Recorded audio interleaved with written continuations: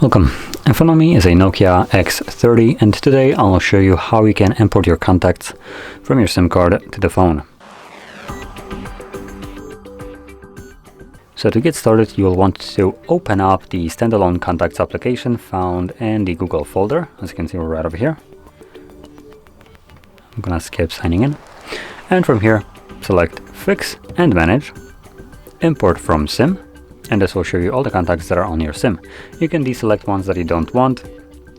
And if you see some contacts that are already deselected and grayed out, those contacts already exist on your phone. Now, I am not logged into a Google account right here, so it doesn't change anything, but I'll mention this just in case. So in a situation where you are logged into Google account, I believe you will have like a drop-down menu somewhere here, or you can just select if you want to import contacts to your device or to Google account. And depending on which one you choose, this might change if the contacts that you import will be grayed out or not. Because if you have the contacts already on your Google account but you're importing to the device, it only checks the device if the device already has these contacts. So it will allow you to import those contacts, but if you try to Google account that already has them, it will then stop you. And obviously you can import them to whatever you want.